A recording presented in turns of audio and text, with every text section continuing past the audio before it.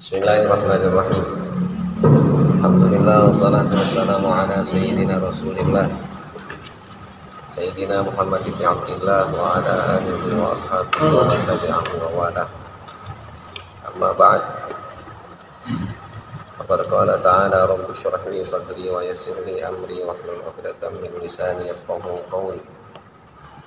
Wa qala musannif hadha kitab rahimahullahu ta'ala wa nafa'ana bihi fi 'ulumihi fid dharain amin. Ia diriwayatkan an Abi Darda radhiyallahu anhu annahu qala, dari Abu Darda radhiyallahu anhu beliau berkata, la ta'muranna bil ma'ruf wa la tanhawunna 'anil munkar aw la yusallitanna Allahu 'alaikum sultanan zaliman wa la yujillu kabirakum wa la yarhamu saghirakum wa yad'u khiyarakum fala yustajabu lahum wa yastansiruna fala yunsarun wa yastaghfiruna fala yughfaru lahum. Allah, bisa nih. La ta'muranna bil ma'ruf, harusnya kalian ya pastikan ya untuk memerintahkan kepada kebaikan. Ya, perintahkanlah kepada kebaikan, harus. Wala tanhauna 'anil munkar, dan seharusnya ini kan lamnya lam amr, lam perintah. Udah perintah dikuatkan lagi, ya, harus, kudu, ya. Jadi kamu diharuskan untuk memerintahkan kepada kebaikan, dan kamu diharuskan untuk mencegah kemunkaran. Kalau kamu enggak begitu, la yusallatanna 'alaikum sultanan zaliman.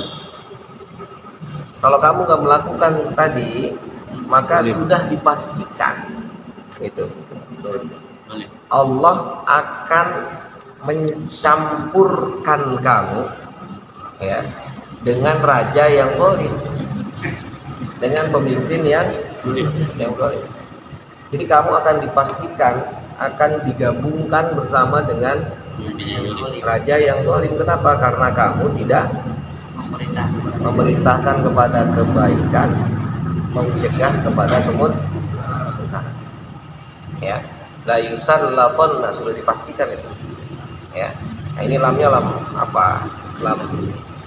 Lamnya lam takkid. Ya. La yujillu kabirakum. Ya. Yang mana sultan ini enggak membesarkan, enggak menghormati orang yang sudah tua. Ya, enggak sopan, enggak hormat sama yang lebih tua. Wala yarhamu saghirakum, dan tidak menyayangi, ya, enggak sayang kepada yang kecil, yang muda. Wa yad'u khiyarakum, ya. Selanjutnya, ya, ketika ada yang terbaik itu berdoa, yang terbaik di antara kalian berdoa, fala yustajabu lakum, maka mereka tidak dikabulkan doanya. Wa yastansiruna fala yunsarun, ya. Dan mereka orang yang terbaik tadi minta tolong tapi tidak tolong. Wa yastaghfiruna fala yughfaru lahum, dan mereka pun mohon ampun tapi tidak diampun. Kenapa tuh? Karena tidak memerintah. Karena meninggalkan dua, ya, tidak memerintahkan kepada kebaikan, tidak mencegah kemunkaran. Efeknya adalah kita akan dikuasai oleh orang-orang yang pemimpin yang zalim.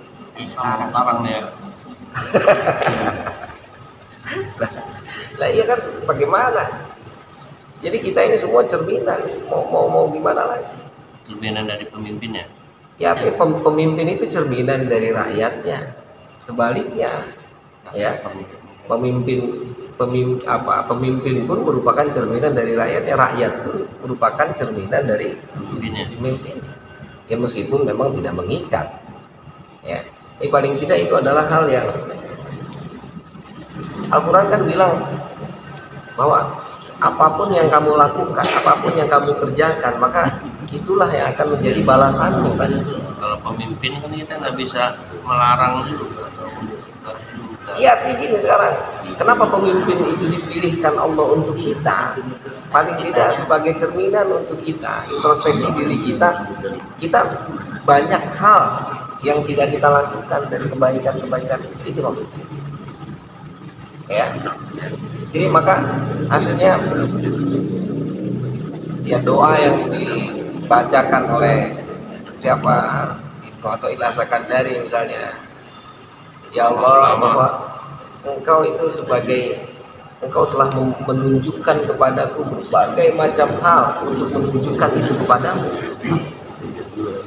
Artinya semua yang terjadi di alam raya ini untuk menunjukkan apa? Kebesaran Allah.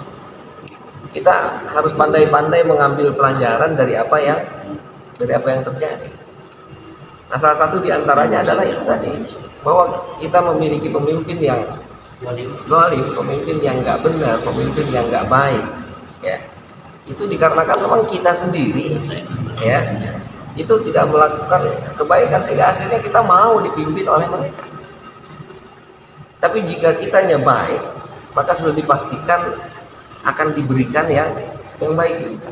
Kebanyakan rakyatnya mungkin begitu. Nah ya kita ya bisa dibilang sekarang boleh kita lakukan survei gitu. Kebanyakan begitu. Ketika ada orang maaf misalnya pacaran misalnya, apa yang dilakukan sekarang? Biasa aja. Di TV ya cuma. Bahkan ya kita ketika ada orang pacaran terus diomelin, malah sebaliknya, malah yang ngomelin yang dibilang lu ganggu orang aja. Tapi zaman dulu mana? Lu mah malu orang aja. Lah zaman dulu mah sebaliknya. Asal ada kresek-kresek di belakang kayak di pohon rambutan udah rame, udah dilemparin apa-apa. Tiap orang bergandengan gini nggak teriakin tuh. Nah, iya. Karena kitanya minggir ya Pak. Dan sekarang coba maaf. Kita sama bini gandengan tangan itu malu. Tapi yang pacaran justru pengen gandengan tangan itu kan. Iya. Gaya ya. Hah? Yang pacaran mah gaya. Coba dah, Pak Haji Tatang. Kalau jalan pegang nggak tangan Pegangin baik gitu. Enggak. Hah? Lu kepales dia mah. Hah? Lah ngapain malu orang halal kok? Iya. Satu berapa ada gitu. Lah kagak lah. Saya begini tanya tuh, no, Iya. Nah, dia berjalan melewat baik ya. Sekarang itu akhirnya pacaran baik. Bener nggak? Ustaz banget. Tanya ke saya kenapa? Bapak kan nggak pernah jalan bareng saya sih. Baru gandengan. Lah iya kan itu. Ya Allah, coba itu kan terbalik Pak. Iya. Justru kita sama bini tuh kayak malu, padahal nggak malu, memang itu istri. Gitu. Harusnya enggak. Ya, kita di depan orang ada istri gitu, terus dia nyuapin, kayaknya salah. Ya orang bini kita masa salah gimana? Pacaran mah enggak ya? Lepas pacaran lo coba disuapin malah ditemukin tangan. Lah sama bini, malu. Hatinya sama bini itu di depan orang disuapin. Ini lebih mesra. Nah iyalah orang bini kok halal. Ntar begitu ya. Tuh, kan? Pada malu, udah. Malu mertua. Kagak boleh. Udah lewat. Jangan ya. Iya. Nah iyalah. Anak udah gede ya malu. Anak udah gede lah. Justru itu. Kasih contoh sama anak ya. Nah iyalah. Kasih contoh. Gitu. Kalau gua masih sayang nih sama gua gitu. Lah. Ya itu dia hebatnya tuh. Nah zaman sekarang malah terbalik, kita yang sama bini tuh naik motor misalnya sama bini tuh, sama dipegang begitu sama bini, jangan jangan pegangan. Malah diomelin bininya, malu itu punya orang. Lah ngapain malu orang bini dewek? Kudunya mah mesra lah kudunya. Nah ini pacaran yang kalau perlu naik motor taruh di depannya. Terus kalau lagi yang bawa istrinya naik sepeda tuh dibangunin naik sepeda tuh. gimana bawa aja? Kan saking mesranya naik motor taruh di depan. Lah iya kan. Coba disuapin, dikasih minum, diambilin minum itu yang Ambil dewek. Nah iya, coba itu kan udah tergradasi tuh itu. Mulai dulu udah nilai. Jadi kalau kita mau dapat pemimpin yang baik gimana ini dari kitanya dulu. Mulai dari kita Pak, kitanya baik kan. Gitu. Selama ini kita ya itu tadi ya meskipun ini perkataannya Abu Darda ya, namun artinya tetap saja ini pelajaran berharga buat kita bahwa kalau kamu ingin baik maka Al-Quran selalu bilang kalian nggak ada, Al-Quran menempatkan sesuatu yang bukan pada tempatnya, nggak ada. Ketika cerita suami istri misalnya at-thayyibatu lit-thayyibin, orang yang baik dengan orang yang baik nggak bisa bercampur, nggak bisa. Ya, jadi maka kalau sekali lagi mohon maaf, kalau Anda ingin melihat atau Anda kepingin istri Anda seperti siapa? Siti Khadijah, jangan melamun pengen punya istri Siti Khadijah, tapi Anda tidak merubah diri Anda untuk menjadi Muhammad. Firaun itu Firaun. Hah? Firaun gimana? Firaun meskipun Firaun istrinya soleha, tapi tetap saja ada sesuatu kan Firaun ya raja ya begitu kan. Contohnya. Tapi tetap aja Firaun kan ngedenger juga apa kata Asia kan. Ya orang semua ya coba Bapak bisa bayangkan Pak, ketika sudah membuat satu peraturan lalu tiba-tiba ada satu peraturan yang tidak dia tepati kan, itu ada apa gitu kan. Iya bener-bener kalah mau gini gitu ya, artinya ada sesuatu yang dia bagiannya gitu. Jadi nggak bisa bercampur tuh, nggak bisa. Pasti akan ada sesuatu yang mengikat. Makanya kenapa kita ini dibuat lingkungan yang kondusif, lingkungan yang baik itu. Kenapa? Karena ya itu tadi. Suami istri kenapa sampai sekarang dia masih nyatu? Itu karena ada kesamaan visi, meskipun memang dibilang kata orang Sunda mah awet raja. Banyak nggak ketemu ini berantem, tapi ada satu hal yang mereka sama-sama ketemu di satu hal itu. Itu dipastikan begitu. Nggak mungkin enggak. Makanya at-thayyibatu lit-thayyibin.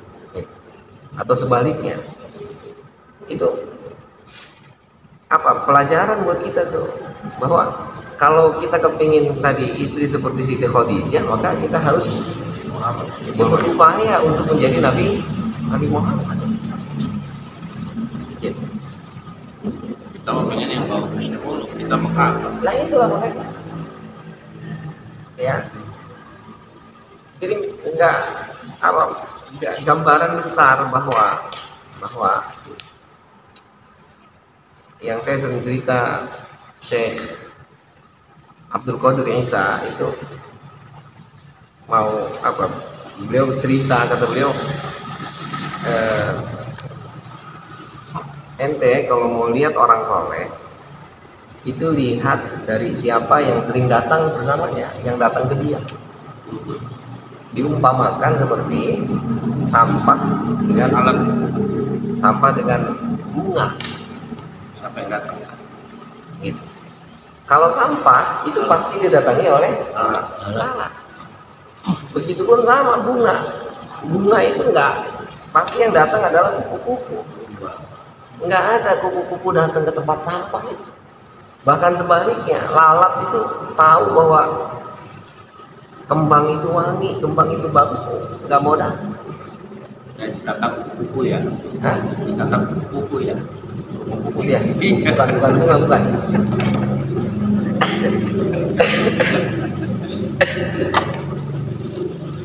Ini kan makanya saya bilang tadi semuanya itu dalil, semuanya itu adalah petunjuk, semuanya itu adalah bukti bahwa Allah itu kuasa.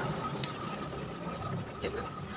Nah bahkan sekarang ketika cerita kita, ya maaf, kenapa pemimpin kita, alhamdulillah minzalik, ya melakukan kezaliman? Ya karena emang kitanya juga introspeksi.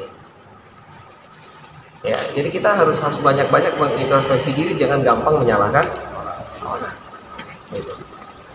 Ya tapi bukan berarti juga akhirnya ya udahlah kalau gitu gue yang salah lah, diantepin aja. Enggak. Sudah mencegah ke Justru malah kalau Anda biarkan, Anda semakin larut dan akan semakin jauh. Ya kalau Anda mau berubah silakan segera gitu. Mulai dari detik ini ketika Anda tahu bahwa itu yang terbaik, ada sesuatu yang Anda tinggalkan lalu Anda harus lakukan, ya lakukan, jangan semakin ditinggalkan semakin jauh. Gak bisa gitu. Ya jadi ini apa, tamparan keras buat kita ya. Jadi sudah dipastikan Allah itu tidak pernah berbuat zalim kepada kita, tidak pernah. Tapi bahkan sebaliknya kita yang berbuat zalim kepada diri kita sendiri. ini kita jangan milih yang zalim lah. Nah iya makanya ke depan ketika kita tahu bahwa kita salah, ya istighfar buru-buru, perbaiki buru-buru dan lakukan yang terbaik sekarang. Mulai dari diri kita. Iya, mulai dari diri kita. Dan ketika kita sudah mulai berubah, ya lakukan tadi. Gitu. Meskipun nanti kita katakan ya, memang ujungnya Allah yang punya kehendak, Allah yang punya. Ya kalaupun memang terpilihnya nanti adalah yang terburuk, ya kita mau gimana lah. Ya tapi kita nggak tahu itu terjadi atau belum, tapi sekarang sampai dengan saat ini gitu. Kita belum tahu itu, dan Allah dan Rasulnya mengajarkan kita bahwa kita nggak boleh senang ketika terjadi kemungkaran, juga boleh. Agama kita tetap harus dalam diri kita paling minim itu kita nggak mau terima. Syukur-syukur bisa kita cegah, syukur-syukur bisa kita ganti dengan yang terbaik. Ya, jadi tetap aja meskipun begitu, meskipun sekarang kacau balau misalnya, nanti terjadi hal yang semua orang tidak inginkan, tapi tetap saja yang namanya kemungkaran itu nggak boleh diterima oleh kita, harus ditolak. Gitu. Ini apa luar biasa kan agama kita itu, bukan hanya sekedar ngajarin sholat, bukan hanya sekedar ngajarin puasa. Bukan orang Islam itu udahlah orang Islam ke masjid aja lah, nggak bisa begitu Pak. Penting sholat dah. Justru sholat itulah nanti yang akan membawa kita kepada jalan yang benar. Sholat itulah nanti akan mengarahkan kita kepada hal yang baik. Ya, jadi kita bukan sekedar sholat hubungan kita dengan Allah, justru sholat itulah nanti yang bagaimana kita memperbaiki hubungan kita dengan sesama, bagaimana memperbaiki hubungan kita dengan alam. Jadi ibadah-ibadah yang kita lakukan itulah nanti yang akan melahirkan akhlak. Gitu. Nah, ini Islam itu sampai begitu mengajarkan kita. Jadi maka kalau Islam itu adalah agama yang benar, ya sangat benar. Gitu. Boleh diadu, boleh diteliti, diperdalam, didalam, lah emang bener lah. Gitu. Ya. Nah jadi sekali lagi, paling tidak ketika kita sekarang sudah mulai ngeh, kita sudah mulai sadar bahwa ternyata ada kesalahan yang kita lakukan, ya segera bertobat. Gitu. Ketika Anda kepingin membuat yang baik, ya maka mulailah dengan diri kita. Bisanya diri kita doang. Hah? Bisanya memperbaiki diri kita. Ya memang agama kan mengajarkan kita begitu. Agama ngajarin kita ibda binafsi, kata Nabi, mulai dari dirimu sendiri. Baru nanti dengan yang terdekat darimu, dari yang terdekat darimu. Kita kan enggak, kita udah keluar kemana-mana. Gitu, tahu-tahu diri kita sendiri belum diperbaiki. Saya merajinkan. Tahu-tahu orang terdekat kita belum ditoel-toel. ini.